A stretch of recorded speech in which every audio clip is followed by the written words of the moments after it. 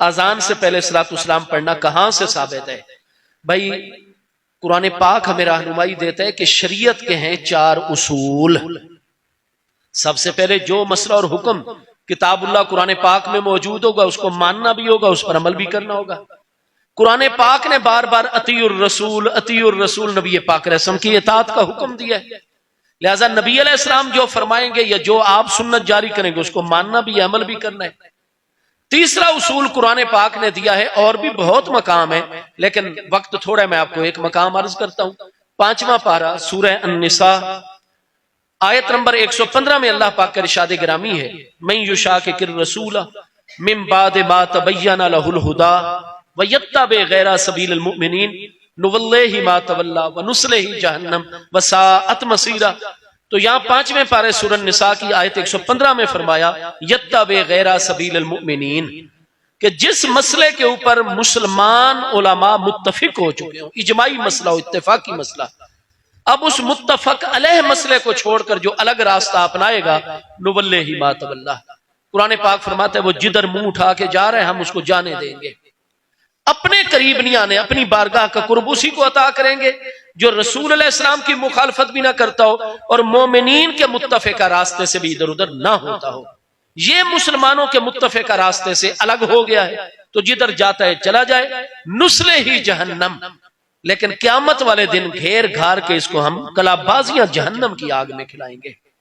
तो जो मुसलमानों का मुत्तफिका रास्ता है उससे जो अलग एक नई बात लेकर आता है और उसको अलग करके चलता है, कुरान फरमाता है हम उसे अपनी बारगाह का कुर्ब भी नहीं देंगे और उसे जहन्नम में कलाबाजियां। लिहाजा इजमाए उम्मत, बहुत सारी आयात और अहादीस सैया में कि इजमाए उम्मत हुज्जत है।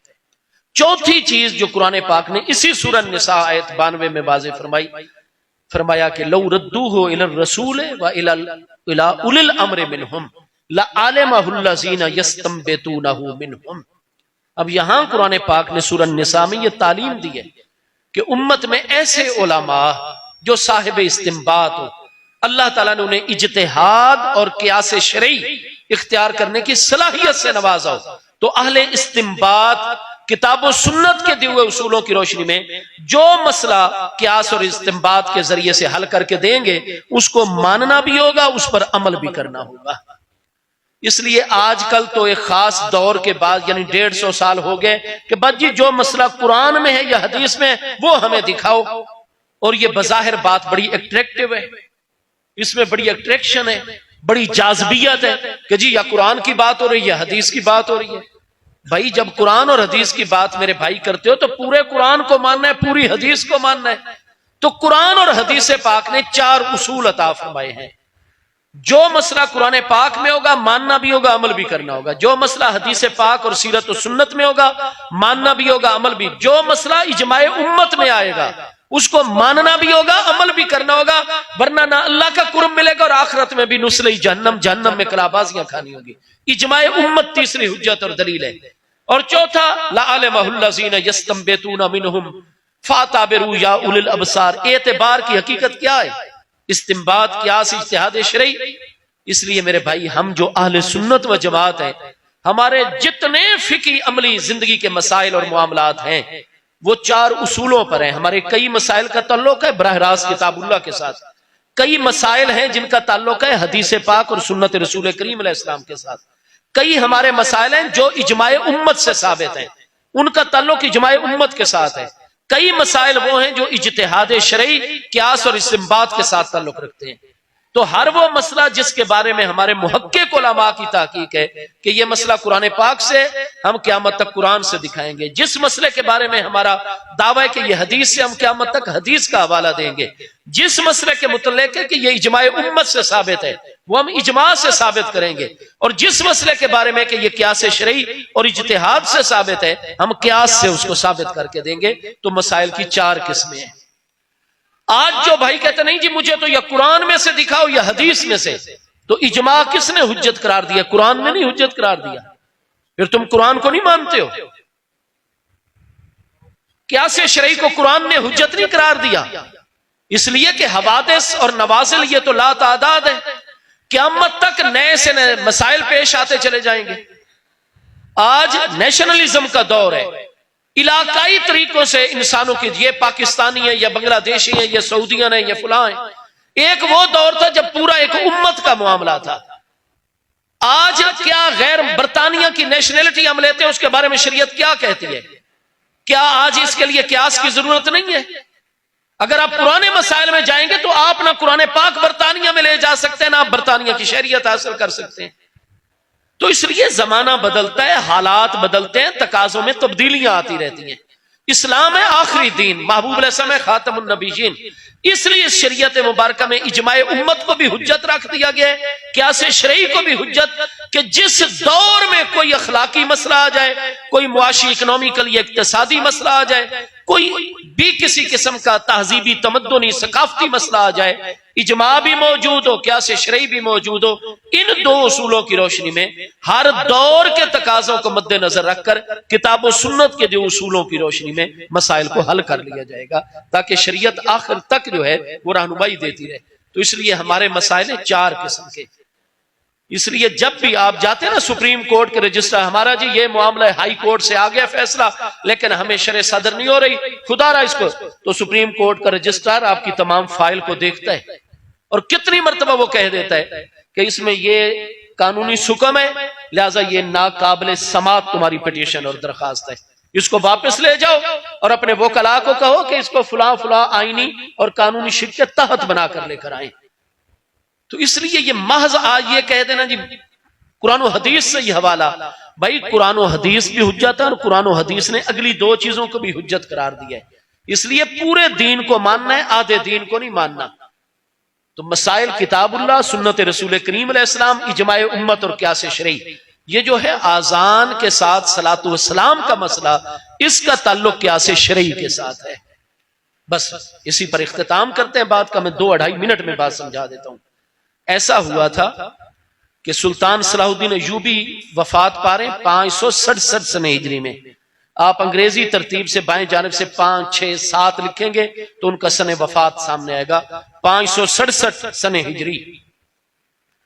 इससे भी पहले हुआ यह था कि करमता, जो आज शाम दिमश्क में इस वक्त बिशारुल असद साहिब हुक्मरान है, ये करमती आहले तशय्यो हैं।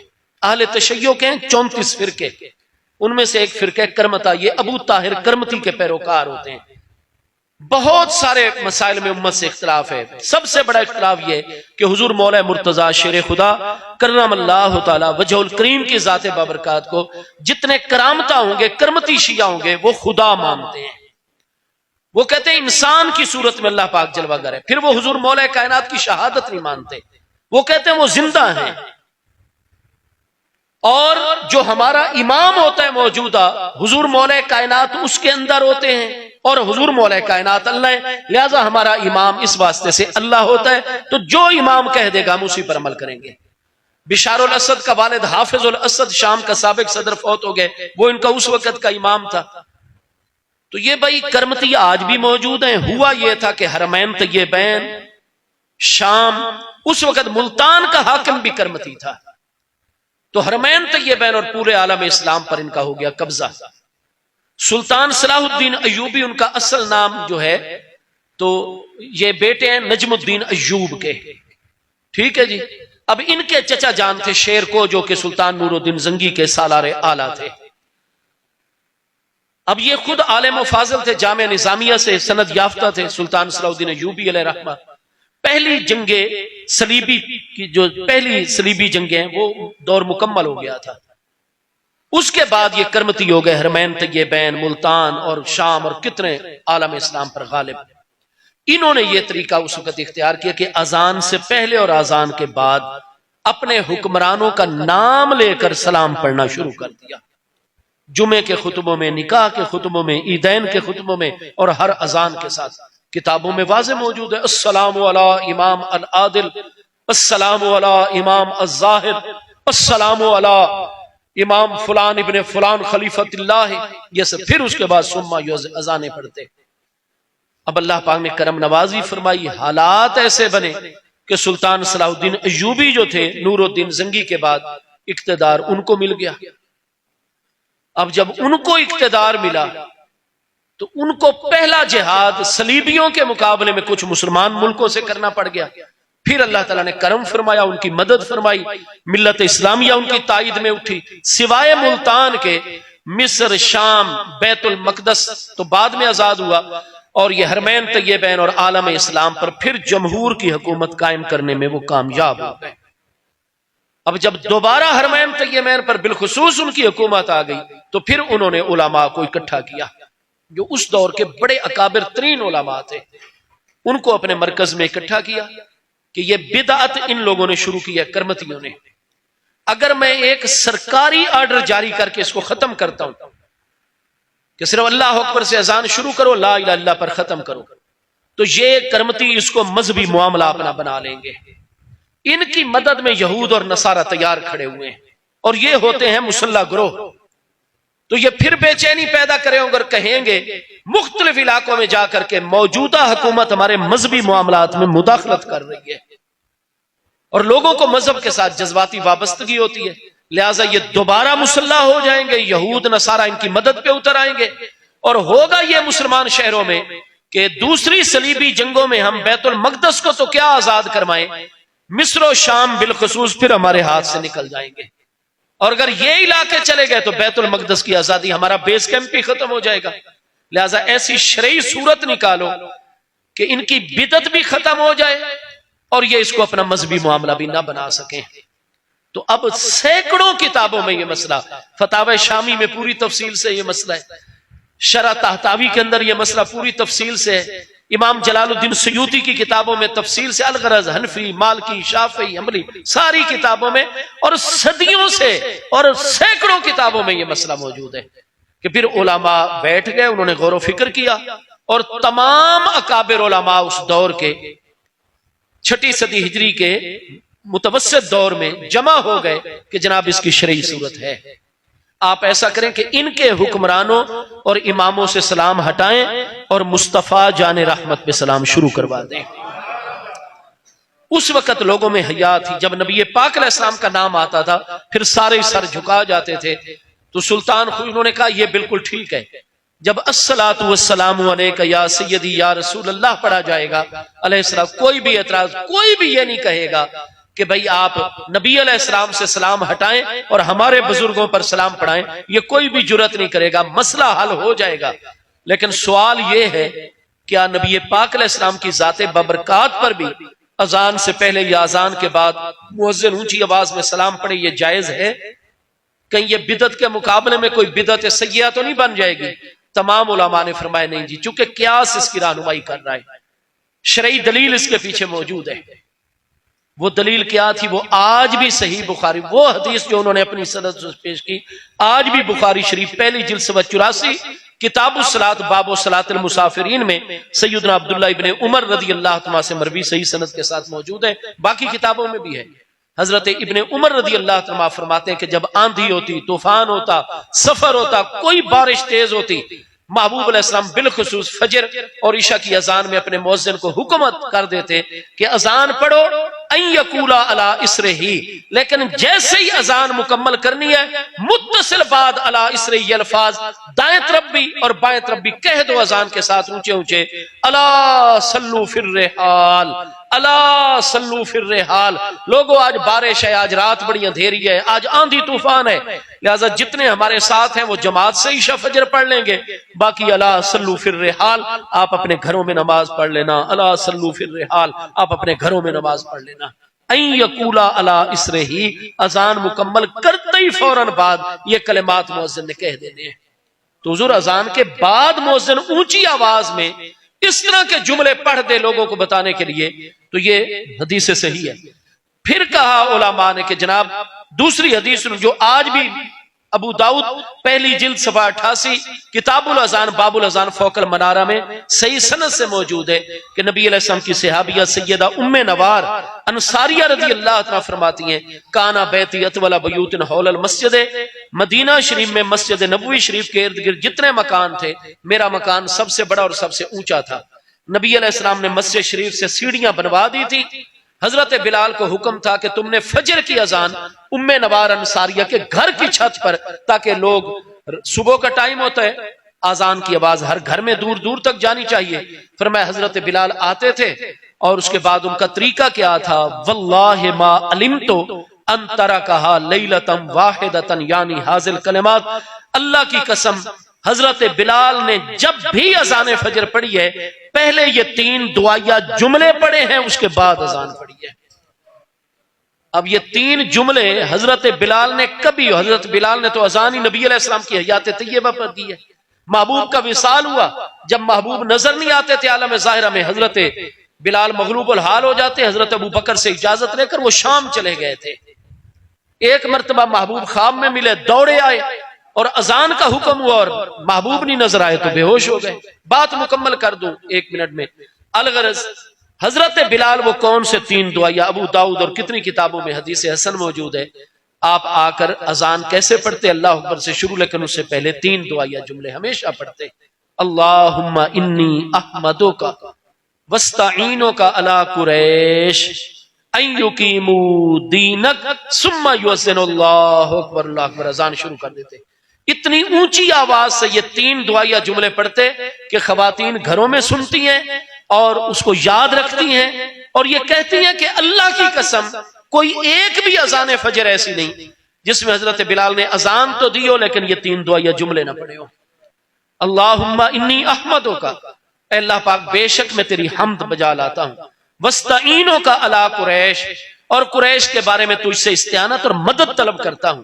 अन युकीमू दीनक, या अल्लाह तू तौफीक अता फरमा मक्का के सारे कुरैशियों को ताकि वो दीन ईमान ले भी और ईमान पर कामिल भी रहें, क्योंकि सारे अरब इनकी पैरवी करते हैं। अन युकीमू दीना का, जब सारे कुरैश ईमान लाएंगे रूए जमीन पर और जजीरा नुमा अरब पर बिलखुसूस तेरे दीन को कायम और गालिब कर देंगे। ये दुआया कलिमात पढ़ते, फिर उसके बाद अजान पढ़ते। अब इससे उलमा ने कहा जी हदीस सही और हसन से साबित है कि अजान से पहले 3 दुआया जुमले हों या अजान के बाद 2 अरबी में जुमले हों। अगर अमीरुल मोमिनीन का हुक्म हो जाए या फकीह वक्त का हुक्म हो जाए तो ये अजान में इजाफा नहीं होता, बिल्कुल जायज है, ये कियास है इस बात का। तो अल्लाह ताला ने सुल्तान को शरे सदर दी। आप ये फतावा शामी और बड़ी बड़ी जो किताबें, इनमें आप अजान के बाब में देख लें, वो सन भी लिखा हुआ है, वो तारीख भी लिखी हुई है और वो अजान मगरिब भी लिखी हुई है, जिसमें सबसे पहले अस्सलातु वस्सलामु अलैका या सय्यदी या रसूल अल्लाह व अला आलिका व अस्हाबिका या सय्यदी या हबीबल्लाह कहकर सलातु वस्सलाम पढ़ा गया। अब उलमा बाद वाले क्या थे, इमाम जलालुद्दीन सुयूती जैसे मुहक्किकीनों, अल्लामा शामी जैसे मुहक्किकीनों, अल्लामा सैयद अहमद तहतावी जैसे, शाफी, मालकी, हम्बली, हनफी, सब उलमा का हर दौर में आप जिस सदी की किताब उठाएंगे आपको हिंदुस्तान की किताबों में, अरब की सब में मिलेगा कि हाज़िही बिदअतुन सालिहतुन, हाँ जी, युजरू अलैहा फाइलुहा बेहुस्न नियत। इमाम सुयूती के अल्फाज हैं मिनल बेदाइल हसनतिल्लती युजरू अलैहा फाइलुहा बेहुस्न नियत। फरमाया ये है नया काम। नबी अलैहिस्सलाम के दौर में अजान से पहले दुआया कलिमात पढ़े गए, अजान के बाद आंधी तूफान के मौके पर जब जरूरत पड़ी मुअज्जिन ने कलिमात पढ़े। सलातु वस्सलाम के अल्फाज नहीं थे, लेकिन चूंकि नबी अलैहिस्सलाम के हुक्म पर पहले भी अल्फाज पढ़े गए बाद में भी, इसलिए जिस दौर में जरूरत लाहिक हो जाएगी, अगर अमीरुल मोमिनीन हुक्म दे या कोई फकीह वक्त हुक्म दे और मुअज्जिन अजान से पहले या बाद कोई कलिमात पढ़ देगा तो अजान ही रहेगी, अल्लाह अकबर से शुरू होगी ला इलाहा इल्ला पर, लेकिन उससे पहले या बाद में अरबी में अल्फाज पढ़े जाएं तो ये नाजायज नहीं है, बल्कि नबी अलैहि सल्लम के हुक्म पर कलिमात अदा किए गए हैं। फिर मुस्लिम शरीफ पहली जिल्द किताबुल जुमा में पढ़ेंगे, जुमेरात को बड़ी शदीद हजरत अब्दुल्ला इब्न अब्बास के दौर में खुलाफाए राशिदीन के भी शहादतों के बाद बारिश हुई, आपने जब जुमे की अजान हो लगी मुअज्जिन को हुक्म दे दिया कि आज मदीना तैयबा की गलियों में बहुत ज्यादा कीचड़ है, वाहल है, बूढ़े बुजुर्ग आएंगे, गिरेंगे, उनकी हड्डियां टूट जाएंगी, लिहाजा अन यकूला इंदल है अलाते, अजान पढ़नी है, साथ ही कह देना है अला सल्लू फी रिहालिकुम, अला सल्लू फी रिहालिकुम। लोगों कीचड़ बहुत ज्यादा है, हम जितने मौजूद हैं हम जुमा पढ़ लेंगे, बाकी जो नहीं आ सकते वो तकलीफ ना करें, अपने कपड़े खराब ना करें, खतरे में अपने आप को ना डालें, अपने घरों में जोहर की नमाज पढ़ लें। कुछ नए हजरात आए हुए थे, मुस्लिम शरीफ की यह हदीस पढ़ रहा हूं, उन्होंने तेज नजरों से हजरत अब्दुल्ला इब्ने अब्बास की तरफ देखा कि हुजूर ये आप क्या, लोग जुमा घर में पढ़ लें, जोहर घर में पढ़े और इधर ना आए। आपने जब देखा कि लोग नए हैं और मुझे हैरानी से देख रहे हैं, मुस्लिम शीम में अल्फाज है, आपने फरमाया मेरी तरफ तेज नजरों से ना देखो, इन कुल तो लहू, अगर मैंने मुअज्जिन को अजान के साथ ये कलिमात पढ़ने का हुक्म दिया तो फकद कालहू मन होवा खैरुम मिन्नी। जब इस तरह के हालात बनते थे तो जो मुझसे भी अफसल हस्ती थी हजरत उमर रदी अल्लाह तआला, वो भी इन हालात में अपने मुअज्जिन को कह दिया करते थे कि अजान के साथ ये कलिमात पढ़ दो ऊंची आवाज से।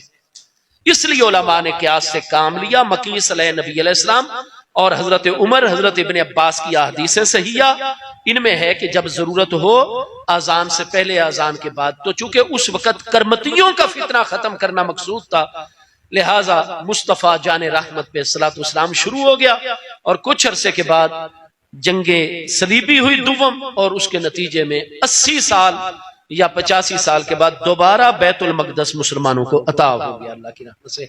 अलगरज हर दौर के उलमा का फतवा है और नबी अलैहिस्सलाम का चूंकि हुक्म था, दौरे खिलाफत राशिदा में हुआ है। खुलाफाए राशिदीन के बाद हजरत इब्ने अब्बास जैसे फकीह तर्जुमानुल कुरान प्यारे सहाबी ने हुक्म दिया है कि जब जरूरत लाहिक हो तो अजान के बाद या पहले कलिमात पढ़े जा सकते हैं। इसलिए बिदअत सय्यिआ नहीं है, बिदअत हसना ऐसा नया काम कि जितनी अच्छी नीयत से सलातो सलाम पढ़ा जाता है, अल्लाह ताला उतना ही अजर व सवाब अता फरमाता है।